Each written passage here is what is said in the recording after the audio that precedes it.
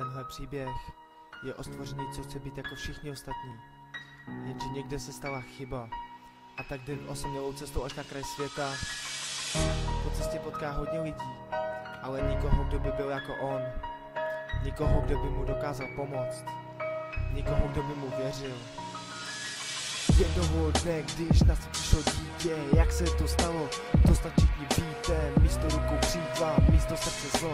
Kde je ta chyba, co to dítě zabilo? Kdo je vlastně otec a kde se courá matka? Proč se nikdo nestará o tohle kluka? Proč ho vlastně vůbec nikdo nemá rád? Neumí odpouštět, nedokáže milovat, nikdo ho nechce, všichni se straní. Kluk to bere těžce, chce být taky šťastný, chce najít rodinu, kterou si přeje, chce najít dívku, kterou si veme. A tak se rozhodl, že odejde z města, nečeká ho nic, jen osamělá cesta. Půjde po ní dál, jen aby bojoval, aby se o něj někdo postaral. Ten kluk je anděl, to však nikdo neví, možná právě proto se mu všichni straní. Možná právě proto se ho všichni bojí, za tomu to nestojí, chce být jako ostatní. Ten kluk je anděl, to však nikdo neví, možná právě proto se mu všichni straní. Možná právě proto se ho všichni bojí, za tomu to nestojí, chce být jako ostatní.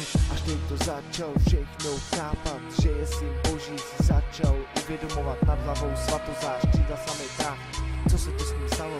Začíná mít strach, začíná se bát, už je stínu ve tmě. A tak prosím Boha, prosím ve mě, osamělou cestou dál. Zbav mě utrpení a život si vzal. Sebral nůž, co v lese našel, klekl si na zem a zašeptal tiše.